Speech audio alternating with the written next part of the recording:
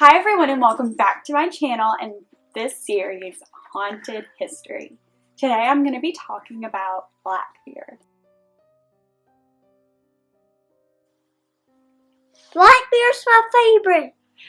Is he? So everybody knows that Charleston, South Carolina is one of the most well-known, oldest cities, and it's also the most haunted city in America.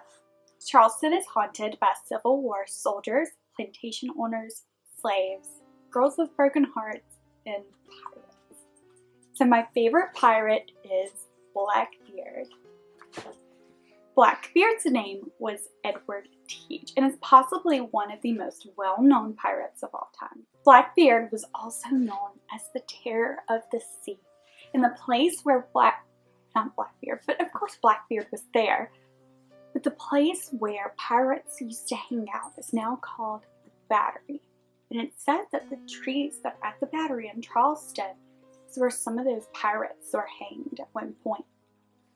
So Edward Teach was born in Bristol, England in 1680.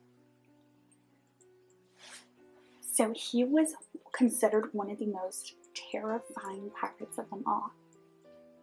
The Atlantic and the Caribbean was Blackbeard's playground.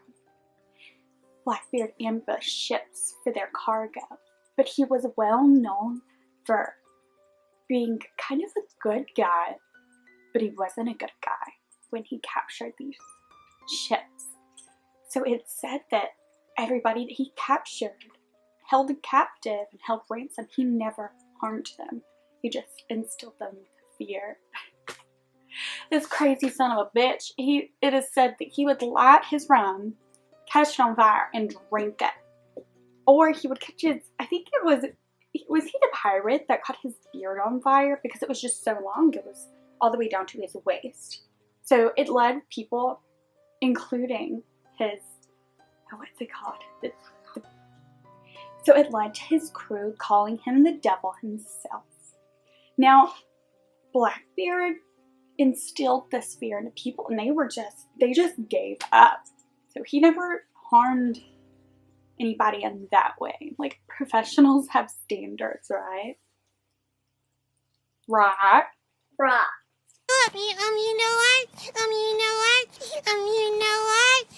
I got one of these.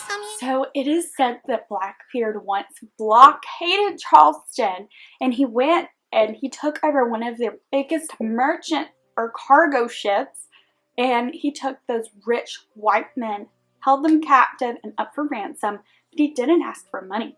He asked for medical supplies, which they of course gave to him, and he left. And everyone was unharmed. So the governor of Virginia, Alexander Spotswood, took it upon himself to capture Blackbeard and put him on trial. So in the fall of 1718, this was Blackbeard's last year as a pirate. He only served or spent 2 years going crazy in the sea. He decided that he was gonna go and throw a little party on the shore of North Carolina. In fact, it was called Ocracoke.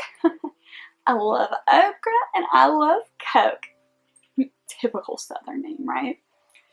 So at Ocracoke Island, North Carolina, he hosted this big old fancy party, and he invited the finest pirates around to come.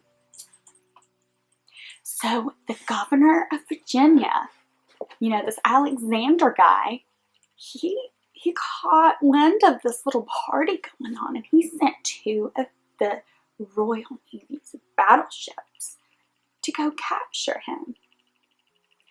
So one of the little fellas he sent, I gotta find his name, Lieutenant Maynard. So Lieutenant Maynard was one of these little fellas that was in the Royal Navy that this Virginia governor sent to get him. So these 2 ships come up and they notice it's just Blackbeard's ships that are at this port.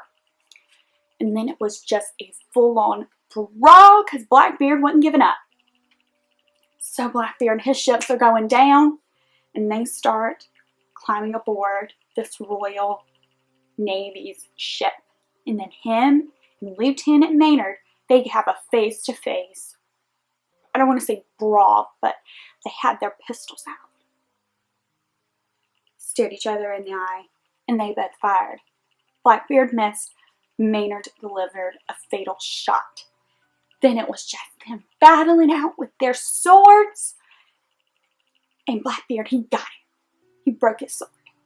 And as he was about to end it all, one of Lieutenant Maynard's crew came up and slashed Blackbeard's throat, took his head, threw it over the bow as a warning to any pirate to not mess with them. So the townsfolk heard about this. They saw what was going on, and they took Blackbeard's body and buried it near the lighthouse in Ocracoke. But they say that crew went back to Charleston with his head on the bow of this ship, and that's where Blackbeard ended up staying. And legend has it that Blackbeard still haunts Charleston to this day. I just realized as I'm editing this video that I forgot to tell y'all where exactly Blackbeard haunts in Charleston. They say he's at Folly Beach, which was one of his favorite hideouts, and I don't blame him because it's one of mine too. Thank you all for watching this video. I'm sorry it was cut short. I wish I had more about Blackbeard. If you would like me to look up more about Blackbeard, please say so in the comments down below. I'll have much more content coming out soon.